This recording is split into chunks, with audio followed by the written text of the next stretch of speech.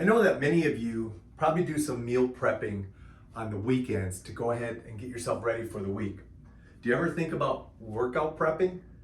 Workout prepping is a great thing to go ahead and do, and it doesn't take very long. Why do you want to go ahead and do workout prepping? It's very simple. It's going to save you time when you go ahead and get into your workouts that week, because you're going to know exactly what you're doing and when you're going to be doing it. It's going to make your workouts more efficient because you're going to have the plan, a general plan, and you're going to go ahead and probably have a general goal for that workout. It's going to build accountability because you have established a plan for that week. So you're going to go ahead and make sure that you go and complete that plan.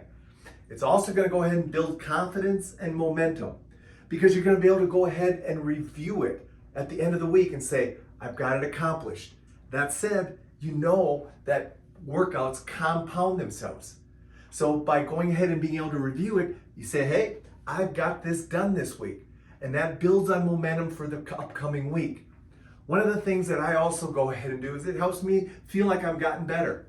You know, every day that I drive home from my workout or I go ahead and finish out my workout here in the band gym, I take just a moment, a few seconds to say, I got better today. Because I simply tried to go ahead and challenge my body in some way, shape, or form. So that's why you want to go ahead and do workout prepping. Now, how do you do it? Well, it's pretty simple. First and foremost, you need to go ahead and find some time. I like to go ahead and do it while I'm on a walk.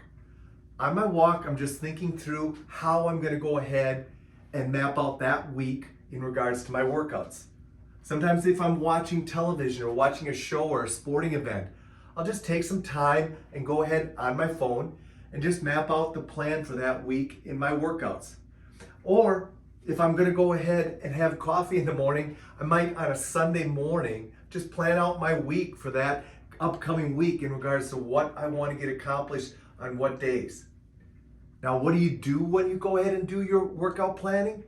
But very simply, you want to set your day, you want to set your location, and you want to set your time. If you can go ahead and do those three things, you're pretty much going to go ahead and be able to look at the week and say, this is where I have my workout time planned. You want to go ahead and set maybe a primary goal for that workout.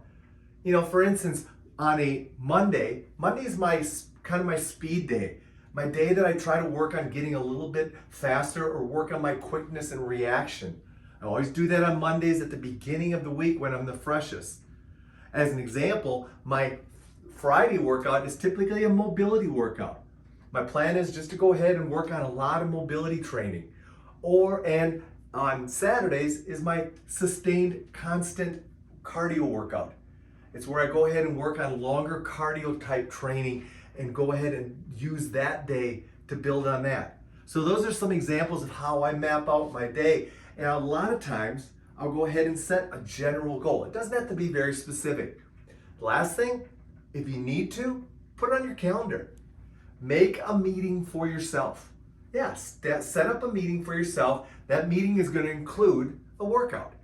And make sure you do that. I don't do that anymore because I set my time and I go ahead and I'm pretty consistent at following through on it. Now, the last thing I'll suggest is, what you're going to find is, as you start to workout prep, you're going to see patterns. You're going to see consistencies. And that's a great thing because that means that you are building a routine. And that means that you are starting to take control of your fitness.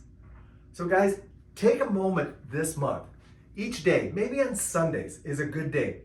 And just take a few minutes to create a workout prep so that you are set for the week. And then on that Sunday, the following week, take a look back and see what you accomplished. Maybe you missed a workout, maybe you didn't. But irregardless, how did you do that week? And how can you go ahead and expand on maybe making it even better? That's what workout prepping will do. And that's what will help you continue to start building on fitness control and starting to make fitness more independent for yourself. Or as I like to say, you become fitness independent, which is awesome because that means now you don't have to rely on anybody, any place, or any time or tool to keep getting your fitness better and keep you getting better.